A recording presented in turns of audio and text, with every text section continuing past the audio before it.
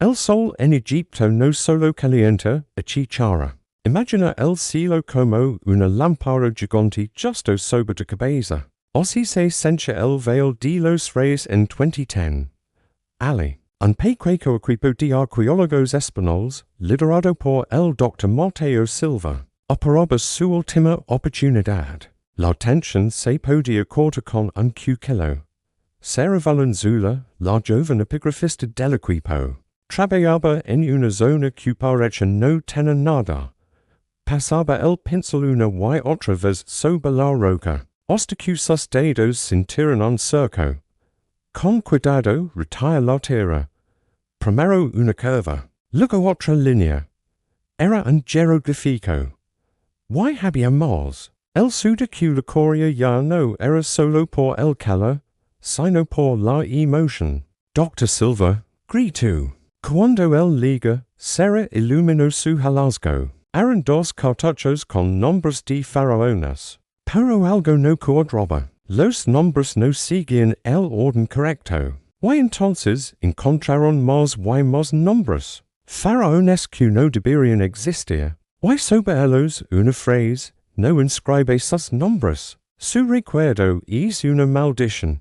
Justo en ese momento. Una ráfaga de aire helado recorrió el pasillo y sus linternas se apagaron por completo. La oscuridad fue total. Un manto negro que lo envolvió todo. Sara contuvo un grito mientras oía la respiración agitada de Mateo. ¿Why entonces? En ese silencio absoluto lo escuchó.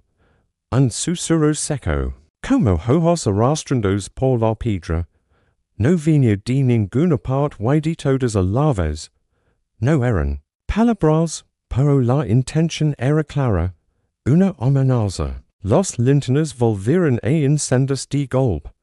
Se miraron, pálidos. El miedo reemplazando la emoción en sus ojos, fue el viento, dijo Mateo, sin convencer a nadie. Sara, temblando, miró la inscripción en la pared. Que el río se los live. Que habían despertado el saca esos. Nombres del olvido, esa noche, en el campamento. La tensión era palpable. Analizaban los nombres malditos. El primero, se cara, que se podría traducir como el que perturba el alma. Junto a él, una nota, sus ecos fueron de hamba. Ofreció lo más brachado, su familia. El siguiente, Neabcao, el devorador de sombras, la inscripción dice, su alma vaga sin descanso, buscando una puerta. Imaginad esto, estás explorando una tumba egipcia perdida, el aires denso y antiguo. De repente, tus ojos se fijan en un sarcófago que nunca antes había sido visto. Lo abres y dentro, en lugar de una momia, encuentras un extraño jugo de mesa llamado se cara. Pero esto no es un jugo cualquiera. La leyenda dice que fue creado por un faraón para atrapar el alma de un demonio. Quien se atreve a jugarlo, desata la maldición. Cada tarota de dedos te acercamos a un destino terrible, donde los jugadores desaparecen uno por uno, arrastrados a un reino de pesadillas. ¿Te atreverías a lanzar los dedos y arriesgar tu propia alma? Este es el escalofriante misterio de la maldición de Secara. Si te gustan las historias de terror y los enigmas antiguos, suscribid para no perder más lindas como esta. Una tarde, tomó una decisión. No podía seguir así. Necesitaba validación. Necesitaba que alguien de fuera, alguien con autoridad, le diera que todo estaba en sus cabezas. O que, si el hallazgo era tan importante, lo asumieron como profesionales. Saca el teléfono satelital y marcó el número del Museo de Antigüedades Egipcias en el Cairo. Habló con un contacto, el Dr. Farid, un egiptólogo mayor con quien había colaborado ecocentros. Farid, soy Mateo Silva. Necesito que vengas. O que mandas a alguien de tu máxima confianza. Hemos encontrado algo extraordinario. pero tambien hay complications. Al otro lado de la línea, la voz de forid zona intrigada per ocutelosa. Complications, Mateo? De que tipo, Mateo dudo. No podia solta la palabra maldición por teléfono. Scenario como un loco. Problemas de conservation. Why, disputas internas en el equipo, necesito una opinión autorizada. Un testigo oficial del museo. Pero proceda con legitimidad. Forid excedia. De jocu en eerie. Dos de sus mayores inspectores en 2 días. Que no tocarán nada, que solo aseguran el sitio. Cuando Mateo colga y dio la noticia al equipo, recibió miradas de incredulidad y, en el caso de Sarah, de puro horror. Trera asterisk mas asterisk gente aquí, susura ella cuando pudieron estar solas. Después de lo que le pasó a Leo, Ahmed, a Mahmoud, estás loco, Mateo, necesitamos cordura. Sarah, de Joel, frotandos los ojos, que tienen profundos ojeros. Si esto es real, si esa lista tiene un valor histórico, no podemos esconderla. Pertenece al mundo. Y si todo esto es una serie de desgracias, necesitamos que alguien externo nos lo confirme para que podamos seguir trabajando sin esto. Miedo. Y si lo que estamos haciendo está mal, insistió Sarah. Su voz temblorosa. La advertencia dice no inscribáis sus nombres. Nosotros no los estamos inscribiendo en piedra, pero los estamos sacando a la luz. Los estamos pronunciando, los estamos mandando por email, eso es peor, es como despertarlos. Mateo no supo. Q responde. Solo repitió, 2 días. En 2 días vienen los inspectores. Hasta entonces, nadie entra esa cámara.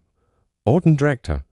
La noticia de la visita trajo una competencia y falsa. La gente se aferra a la idea de que una autoridad de El Cairo pondría orden, explicaría las cosas, les daría una directriz clara.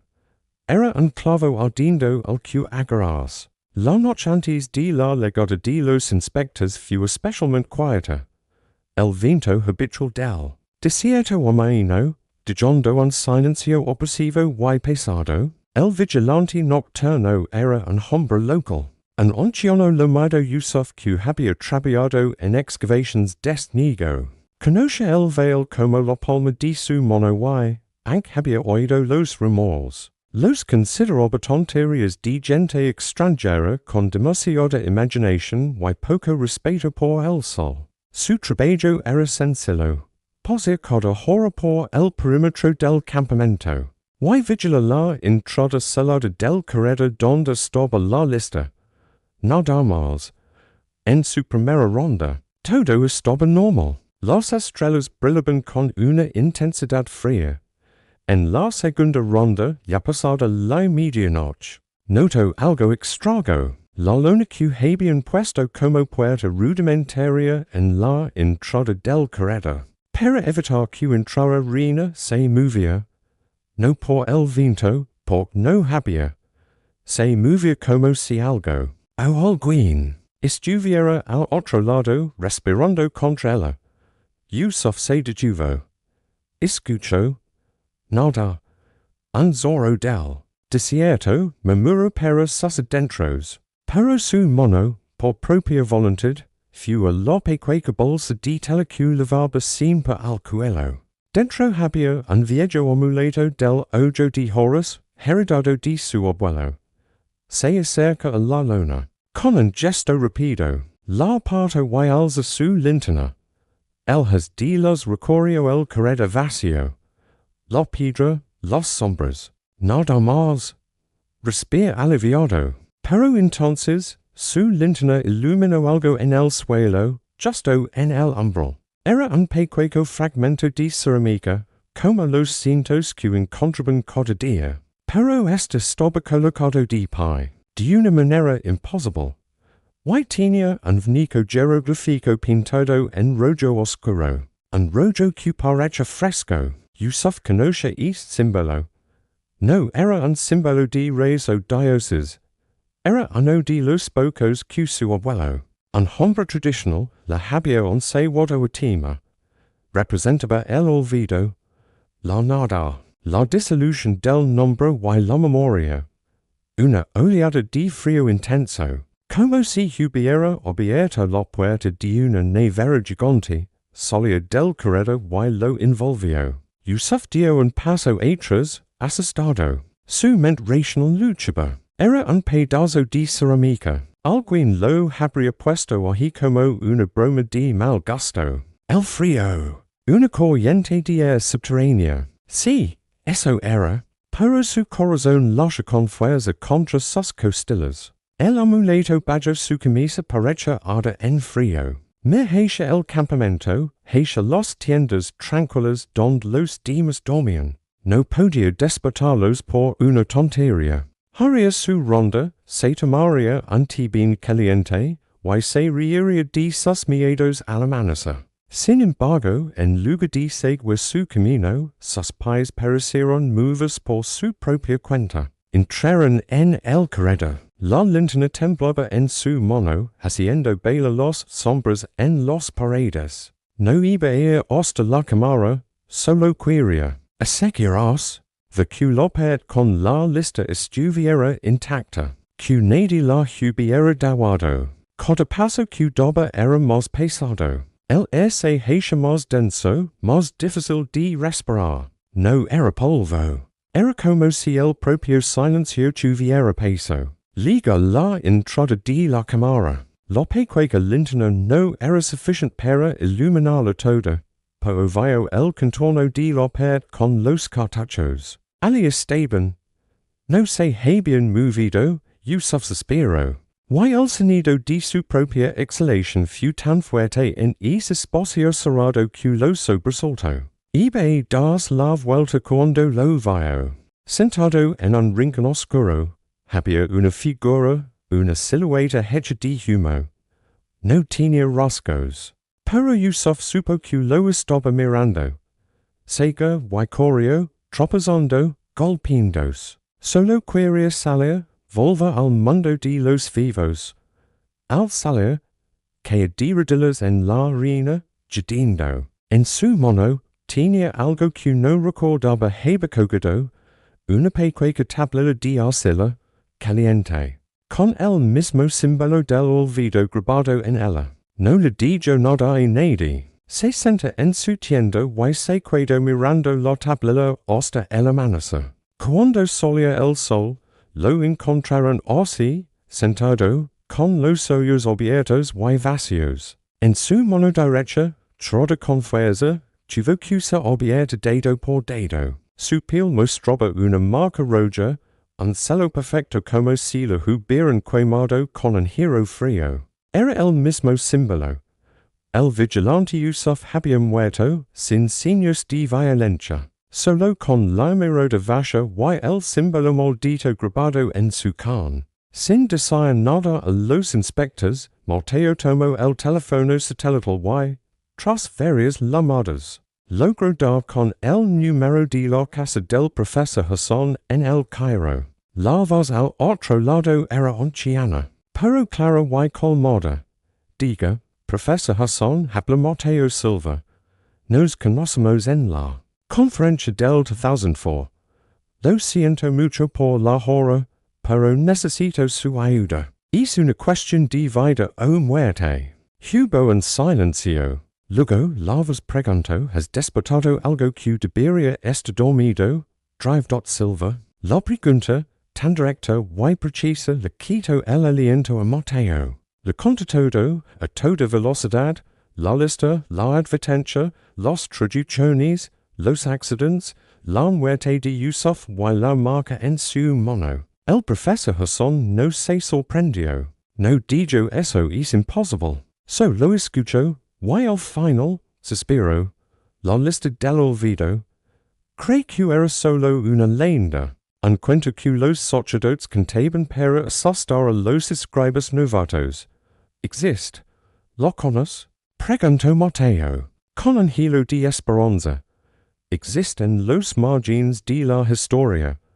No era una lista para recordar. Sino una lista para asterisk no recordar asterisk. Los antiguos crean QL nombre continua la esencia de la persona. Un nombre maldito. Si se pronunciaba o se escribía, podia despertar esa esencia o lo que quedara de ella. No eran fantasmas. Dr. Silva. Eran ecos de una energía corrupta, de un alma que había sido deliberadamente excluida del ciclo de la vida y la muerte. Al sacarlos del olvido, les destes una puerta. Como los ramos, suplicó Mateo. El profesor Hassan explica. No había un hechizo mágico. Había un ritual. Una ceremonia de reparación basada en su propio conocimiento. Debais hacer lo contrario de lo que hiciste. No podéis destruir la lista en la piedra. Forma parte del lugar. Pero podéis crear un asterisk remedio asterisk. Una copia de los nombres en un material efímero.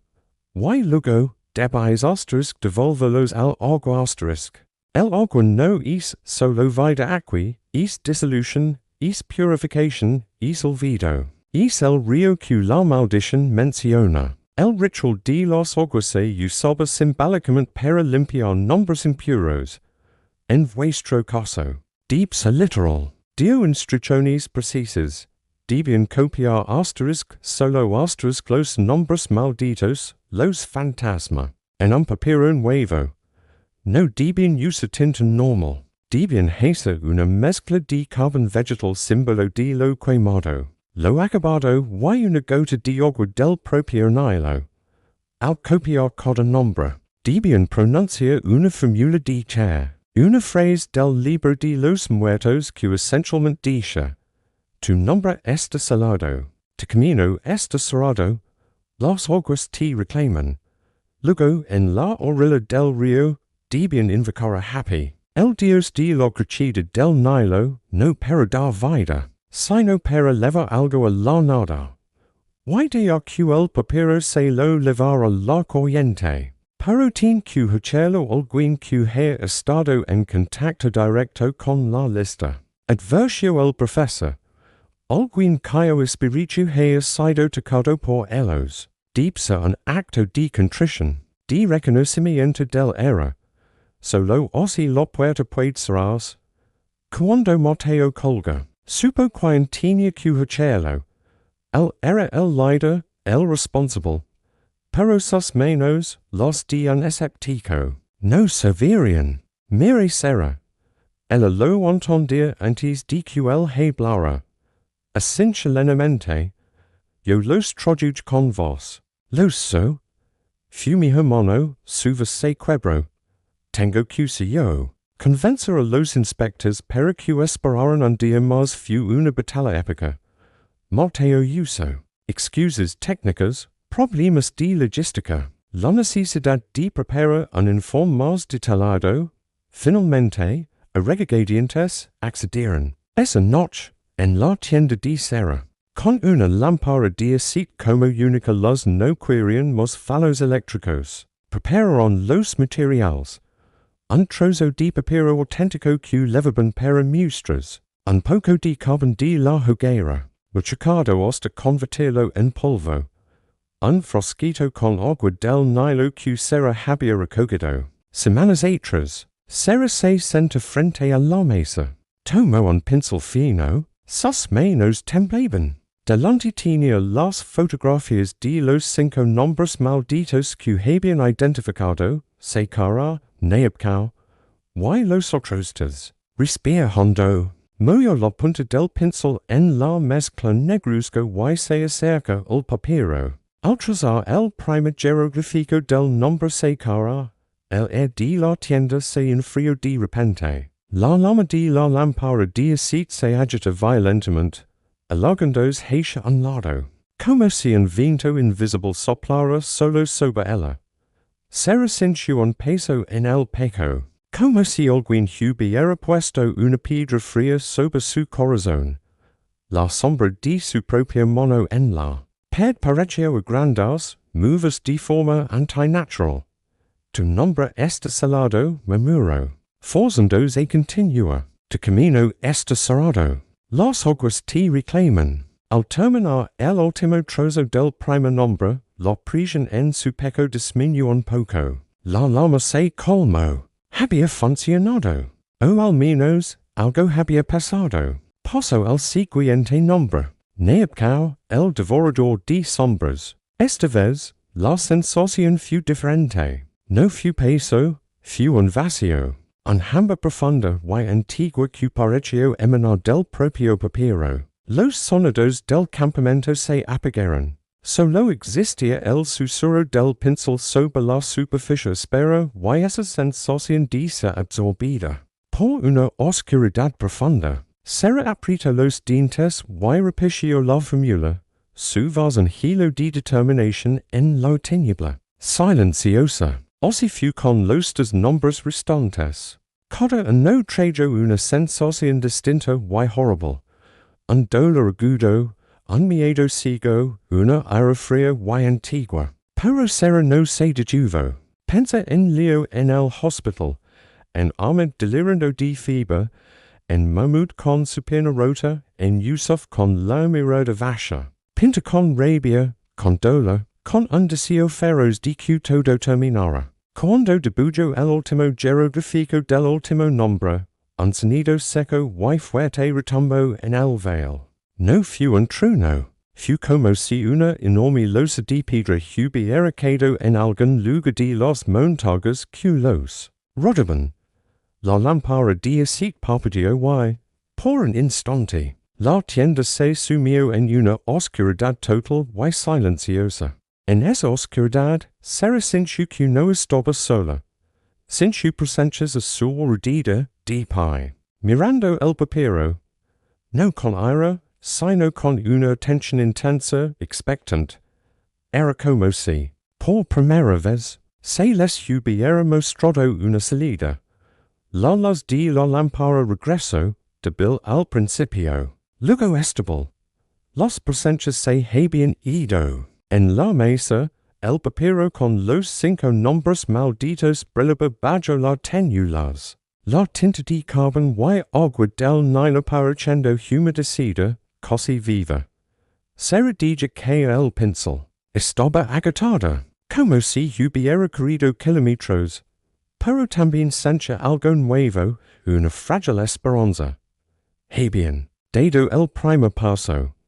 Bacana enfrentaron al río. El hermano se liga con una calma extraña. El air, normalmente quieto a esa hora, tenía una ligera brisa fresca que venía del río. Pero Serra era como si el mundo estuviera conteniendo la respiración.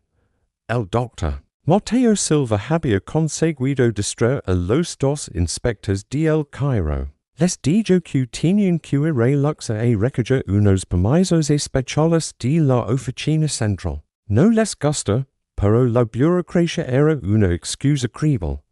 Se fueron refunfucando, prometiendo regresar al mediodía. Eso les daba una pequeña ventana de tiempo. Se regardaba el papiro, enrolado en un trozo de lino sencillo. Lo sostenía con cuidado, como si fuera una bomba frágil. En realidad, sentía que lo era. Mateo lavaba una pequeña bolsa con unos granos de incienso y un cuenco de barro. Tal como les había indicado el profesor Hassan por teléfono esa misma mañana. Pero confirma los últimos detalles. Caminaron en silencio por el sendero polvoriento que bajaba desde el veil de los Reyes.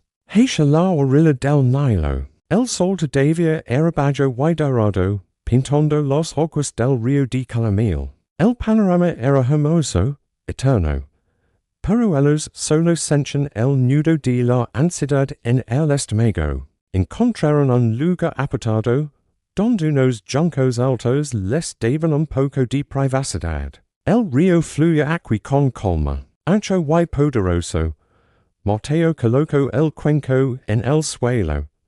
Serra se arrodilló frente al agua. El papiro en su regazo. ¿Estás seguro de que puedes hacerlo? Preguntó Mateo, su voz cargada de preocupación. Serra sintió. no estobus se gora di nada. Porosobia q era la unica q podia intentalo. Ella habia sentido su peso, su hamba. Ella habia levado y sufrimiento a su propia familia. Siguiendo los instrucciones, Mateo incendia un poco de incienso en el cuenco. El humo aromático se eleva en una columna recta hacia el cielo tranquilo. Era una ofrenda a Happy, el dios del Nilo, no para pedir fertilidad, sino para pedir clemencia y olvido. Será desenrollo el papiro. Los 5 nombres, escritos con la mezcla negra de carbón, y agua del río, parecen marala. En las de la manasa los jeroglíficos tenían un aspecto sombrío, casi vibraban. Tomo por las instrucciones del viejo maestro, comenzó a decir, repitiendo las palabras que son la había hecho memorizar. Por el poder de Happy, que da la vida y la leva. Por el sagrado Nilo, camino hacia lo desconocido. Su voz, al principio temblorosa, se fue haciendo más firme. Mira el primer nombre, se cara, y pensa en su monolio, recuperando ahora en casa. Ti lomast se cara, tu tiempo terminó, tu hamba se acaba aquí. Est rio est tumba y tu liberation, tu nombre est salado, no poso nada visible. Pero será sin que una atadura muy sutil, como un hilo de ansiedad que la verba dias anudado en su peco, se soltaba. Poso al siguiente. Ti lomast neabcao, tu oscuridad termina aquí. No devoraras más sombras. Est rio apagarotust.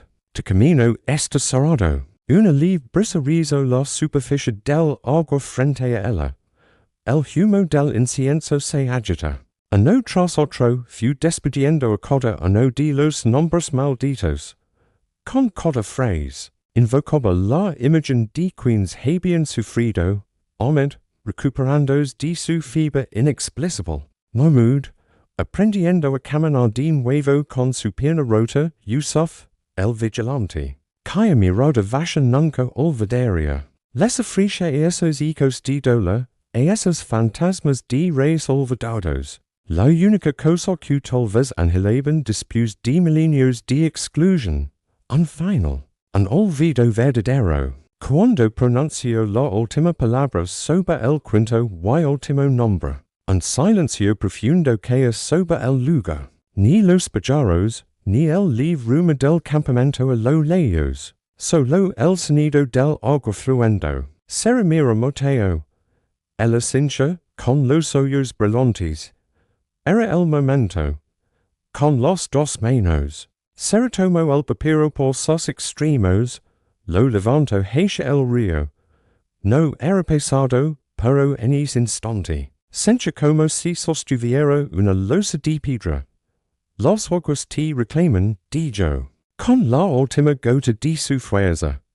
Y lo solta. El papiro cae, girando un poco en el aire. Golpea la superficie del agua con un suave chapuz. Por un momento terrible, flota, la tinta de carbón y agua del Nilo no se disolvía de inmediato. El papiro se quedó allí, en la orilla, como si el río lo rechazara. El corazón de Sara se hundía. Pero entonces, lentamente, el agua comenzó a hacer su trabajo. La parte inferior del papiro, hecha de fibras vegetales, empezó a oscurecerse e empaparse. El Nilo lo envolvió con suavidad. Y entonces, como si una mano invisible lo tirara desde las profundidades, el papiro fue súbitamente succionado. Se hundía rápido, sin dejar burbujas. Un remolino pequeño se formó donde había estado y luego se disipó. Las aguas marrones siguieron fluyendo imperturbables, como si nada hubiera pasado. Sara y Mateo se quedaron mirando el lugar, sin poder creerlo. No hubo truenos, ni rayos de luz. Solo el río, levando su ofrenda de olvido. De repente, Sara sintió que podía respirar. De verdad, fue una sensación física. Como si una cadena muy apretado o redida de sus costillas se hubiera roto. El peso constante de miedo. Y presión que había levado desde el día del hallazgo simplemente se esfumó. No era alegría. Era un alivio tan profundo que la dolía. Mateo exhaló un largo suspiro. Y pareció enderezar los hombros por primera vez en días. Se ha ido, murmuró. Cuando regresaron al campamento encontraron un ambiente diferente. Ahmed estaba sentado a la entrada de su tienda, pálido pero consciente, tomando una sopa. La fiebre había desaparecido por completo. Los mir y les dijo, con voz débil, tengo hambre. Es la primera vez en días que tengo hambre de verdad. Poco después, liga una llamada por radio del hospital de Luxa. Mahmoud estaba bien. La fractura era limpia y sanaba correctamente. No había complications. Y cuando se llama a Spopa, su madre le contestó con una voz que no escuchaba desde antes del accidente. Leo está como nuevo, carico, yo no tin ser asustado. Dice que se siente liviano. Hasta bromea sobre su brazo escayolado, las pruebas no eran concluentes para la ciencia. Pero para ellos, lo eran. Los inspectores de El Cairo regresaron, como habían prometido, al mediodía. Iban decididos a entrar a la cámara. Mateo no los detuvo, los acompañó. Pero cuando llegaron al corredor y luego a la cámara de la lista, algo había cambiado. La pared estaba allí, las inscripciones también. Pero la luz de sus linternas no parecía adherirse a los cartuchos fantasma de la misma manera. Los nombres malditos parecían más devados, menos definidos. Como si la propia piedra estuviera reclamándolos, absorbiéndolos de nuevo hacia el olvido. Camel, el inspector Jeff franció el seco, las fotografías mostraban más detalles. El polvo, o la humedad los ha dado. Intentaron tomar nuevas fotos, pero ninguna salía clara. Siempre había un reflejo extraño, una sombra que cubría justo esos nombres. Faisal, el otro inspector, se mostró exasperado. Este lugar es una decepción. El hallazgo no es tan claro como parece. Y con el incidente del vigilante, creo que debemos recomendar esta área. Es inestable y poco productiva. Mateo bajó la cabeza, escondiendo un atisbo de alivio. No pusieron objections. En su informe, la lista de Reyes Perdidos quedó registrada como un hallazgo menor. Probablemente una copia corrupta y dañada de listas conocidas sin valor histórico. Recomendaron rellenar el corredor por seguridad. Y eso fue lo que hicieron. En los días siguientes, bajo la mirada ahora indifferente de los inspectores, el equipo utilizó parte del material de excavación para hacer la entrada del corredor. Pusieron piedras, tierra, escombros, trabajaron en silencio, but no con tristeza. Con respeto, estaban devolviendo un secreto a la tierra. Permitiendo que el desierto hiciera lo que debería haber hecho hace milenios. Guarda silencio. La expedición terminó. El equipo se dispersó. Ahmed se recuperó por completo. Mahmoud encontró trabajo en otra excavación, más alza. El Dr. Mateo Silva se tomó un año sabático. Dijo que necesitaba escribir un libro, pero en realidad necesitaba tiempo para pensar, para entender. Años más tarde, Sarah Valenzuela, ahora profesora de arqueología en una universidad, está frente a sus alumnos. En la pantalla proyecta una imagen. Es una pared de piedra lisa con marcas poco claras. La arqueología, dice, con una coma que aprendió fuerza de experiencia. No se trata solo de descubrir. A veces se trata de decidir que de permanecer oculto. Respetamos a las culturas del pasado no. Solo estudiando sus logros, sino tambien on rando sus miedos, sus advertencias. Por codatumba obierta, podria haber una quis mayor dear charada. Por coda nombre pronunciado, podria haber a no quis mayor dear en silencio. Un estudiante levanta la mano. Profesora, usted creen los maldiciones? Sera mira la imagen de lo perd en blanco en la pantalla. Piensa en un río de aguas moronas, fluendo hacia el norte. Piensa en su hermano, ahora ingeniero, fellas. Piensa en el peso de un papiro mojado hundiéndose para siempre. Sonríe, un gesto suave y lleno de una sabiduría tranquila. Creo en el respeto, contesta. Y a veces, el me descubrimiento no es lo que encuentras, sino la paz que ganas al saber que algunos secretos descansan mayor donde están. El Nilo, chicos, no solo trae vida, también se leva cosas. Y a veces, eso es un descanso. Nunca menciono los nombres. Y en sus sueños, el río ya no es de arena negra, es de aguas tranquilas, levandos todo hacia un silencio vasto y pacifico.